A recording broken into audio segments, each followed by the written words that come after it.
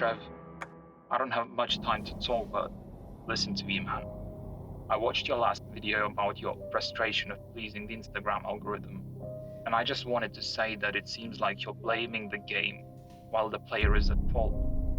And you, my friend, you are the player. You continue posting long-form videos on a platform where nobody wants to watch long-form content. And even if you don't care about the following, why are you crippling your potential so much by sticking with this fast-paced platform? I don't get it, dude. I film videos because I like making videos. Who cares how many people are gonna watch them? There's at least 1,000 people who watch my videos. That's more than enough for me. But if you moved on from this bullshit platform that is Instagram, you could stop making vertical videos and be a proper filmmaker and shoot horizontal, like they do in cinema. Think about it, man. Everything you did in your life has led you to this exact moment. Every single thing you did ever since elementary school, every skill you learned has led you here. You have every piece of the puzzle, but you're hesitating to put it together. I'm sorry, I gotta go. But please think about it.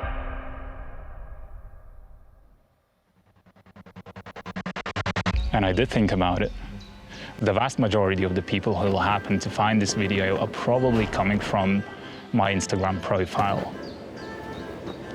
And if you've been following me for the past few months, you probably know where I'm coming from. But in case you don't, let's start from the beginning.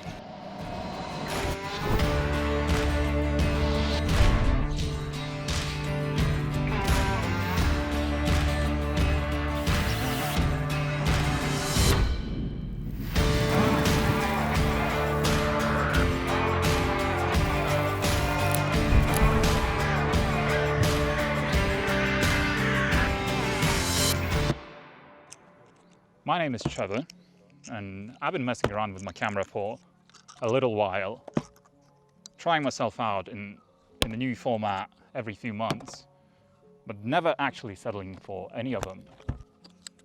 I knew the type of videos I like to watch when I'm on my own, which is documentary-esque type of videos, where people share their stories and insights while they're trying to find the way through their own life.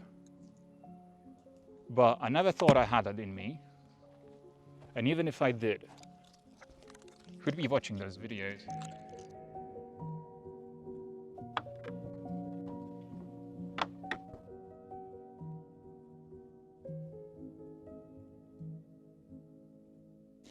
Until 2024 spring came, and in the middle of April, the sun rays tickled my cheeks and I set out on a trip with my best mates to go to Amsterdam, and I had my camera on me, so I just pointed it everywhere and anywhere I went and saw something that looked cool without any intention to make anything out of that footage.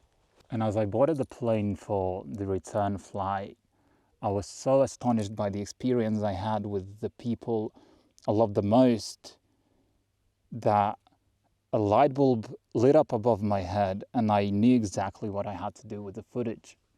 And that experience gave birth to my very first attempt to open up publicly and show the world how much love I carried for the awesome people that my best mates are.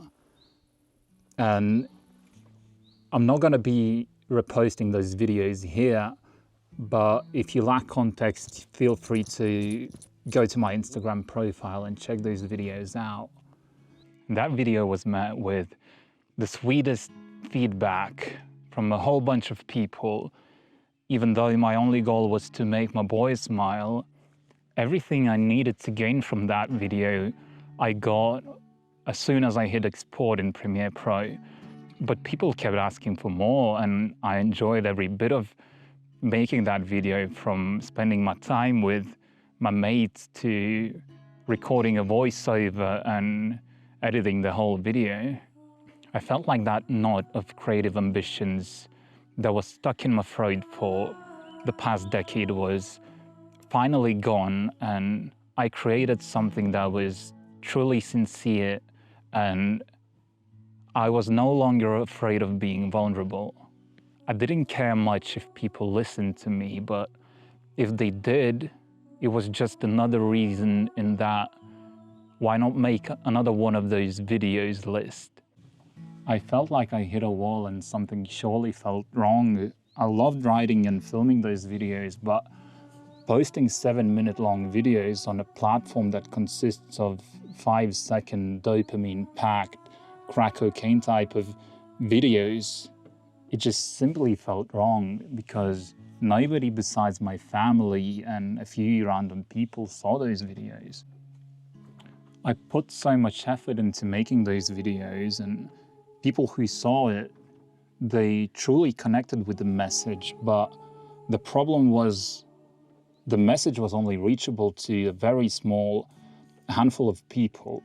And even if I didn't care about being famous or getting thousands of likes on my videos, it felt like I was kicking a basketball around in a football pitch.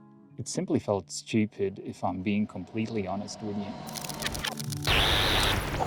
The only thing I care about is connecting with people. I don't want to use the latest and trendiest audio on my video just because more people are gonna see it. I want to use a tune that has 1,500 plays on Spotify just because it resonates with the message of my video. I don't want to pick a niche and be just another Instagram barber who's doing the same thing as another 1,000 barbers are already doing.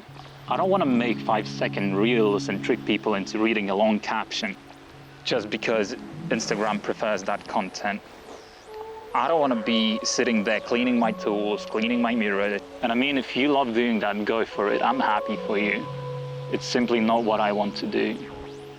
I enjoy doing these fucking video essays and talking to you guys, and so many of you reached out to me saying that the things that I talk about and the things that I film touch something inside of you.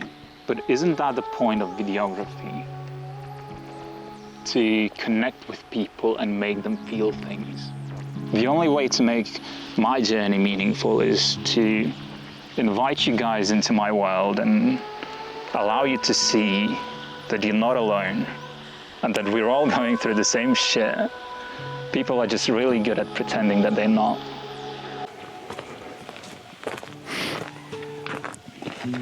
I got my first guitar at the age of 10. And ever since then, I was blown away by the crazy concept that music is. So quite naturally, being a rock star was everything I wanted to be.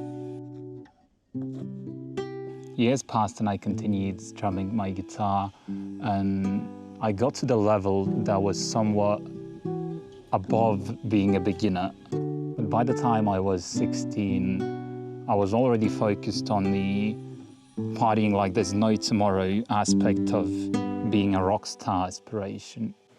I partied and played music, and I got a bit into understanding how recordings work, but I was never motivated enough to make anything meaningful out of neither playing the music nor recording it. As horrible of a student as I was back in my school years, there was always something I was really good at and something I really loved doing anytime we were assigned such a task, which is writing essays. I don't know how good can teenagers' thoughts fueled by frustration can be, but something about it felt magical. The ability to let go of inner turmoil by using a pen and a piece of paper with hopes that people who'll end up reading it might understand what is keeping up that boy at night. That simply felt magical. At the age of 17, for some damn reason, I was already out of my parents' house, living in the UK and couch surfing, partying harder than ever and being a nuisance to people around me. And the only thing that made that experience feel at least a bit normal was that I was taking an ESOL course at the local college. That should explain the nonsense tone that worked its way into my accent. I had no goal to do anything with the knowledge I got after taking the course. I simply loved the way UK educational system worked. Or maybe it was a one-off and I got super lucky to be taken care of by such brilliant people that I met at Colchester Institute. by a complete accident, I got back to my home country and I started my career as a barber.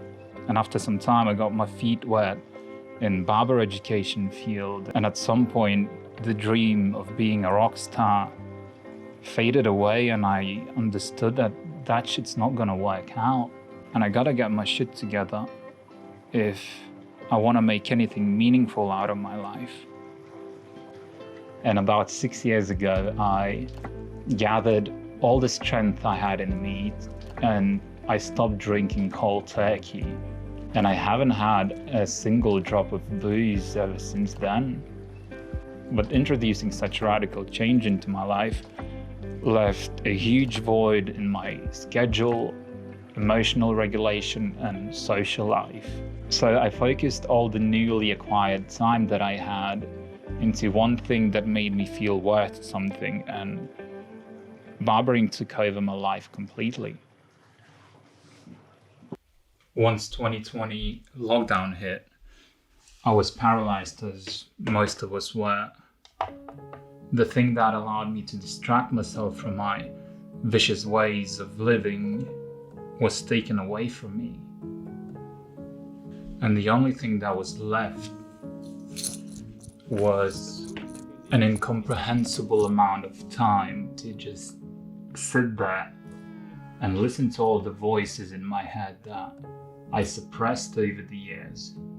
I could have went and destroyed every hint of stability that I built over the years, or I could have picked up a film camera that was twice my age and started exploring the world of photography that fascinated me ever since I was a child. And that's what I did, because the only thing I regretted about getting sober was that I didn't document any of it. And being prone to getting Alzheimer's, reliving my experiences only through my memories always felt like something that can be taken away from me at any minute. Long-term sobriety is only possible through continuous self-reflection and a whole lot of questions you must ask yourself, even if the answers are not so easily found. And having such an experience leaves you with a whole lot of stories to tell and lessons learned that are only meaningful if you share it with others. Let's come back to today and what brings me here. Over my life, I gathered completely random skills and experiences that had nothing in common at all. And at life, I said, my life didn't feel just as random. But something magical happened back in April when all those random experiences and skills that I gathered throughout my life unveiled itself into what was a perfectly tailored skill set that gave me the ability to create this video. I was never lucky enough to step on the big stage, and maybe people never cried because my music touched their souls, but I understood music enough to allow me to use music that other people created and match it with visuals that it inspired me to go and capture. I was fortunate enough to receive free education and get fluent enough in English to the point that sometimes it's easier for me to express my thoughts and feelings in this foreign language than it is in my own native tongue. And very few people outside of English-speaking countries get fluent enough so that they don't feel like their message is getting lost somewhere in the translation that's happening in their head. And maybe you notice that I've got my beard back, because this is me refilming the part of the video that got corrupted when I was exporting it to an external SSD, and it all got mixed up and part of the video was gone. And this is me 2 months after the main shoot refilming the part that I didn't get a chance to save. And this video is taking way too long for me to film, but here I am. I thought it's gonna take me 2 weeks to film the damn thing, and it turned out to be whole summer's project, which is crazy. And yeah, I started writing the script for this video at the beginning of June. I filmed the majority of it at the beginning of July. And today is 25th of August, and I'm still filming the same damn video. Going through the biggest roller coaster of my life, probably, and contemplating every single decision I make, and going through all the phases of should I post it, should I even finish the video, why am I doing this, but I think I'm gonna do it. And I think we can go back to Trevor, who's back in the beginning of July.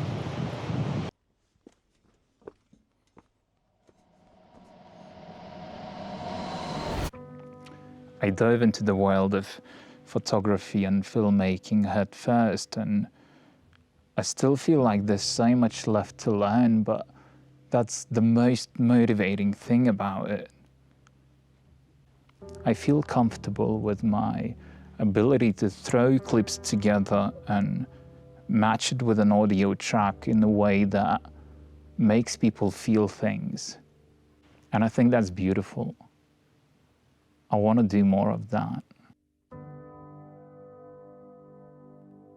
And it felt great being the guy who puts in time, money, and effort into making videos on a platform where people film everything on their phone and throw those clips together natively on the app and post it here without thinking twice about it. And it feels scary now being the guy who barely knows shit about making videos on a platform where people make a living out of it. But I guess it's better being the dumbest in the room than being the smartest, right? And the thing is, I never dreamt of being a YouTuber. I do spend a lot of time here watching stuff, and seeing small channels trying to find their place on this platform always made me feel a bit uneasy, to say the least.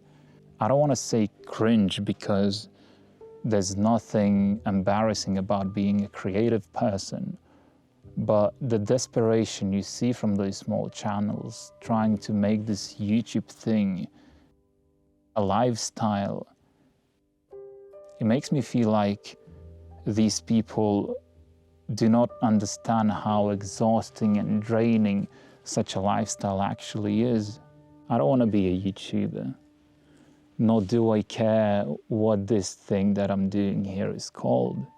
I am not here because I had a dream to reach such a destination.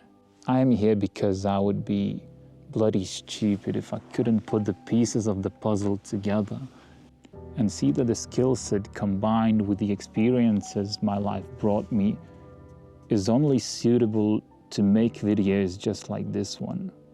Visuals matched with music that is so dear to me, I wanted you to hear it. I am not sure how much I'll post here or how often it'll happen, nor do I desire to make this a full-time job. It just so happened that I had a spare minute from drinking and I needed something to do. Much love, Trev.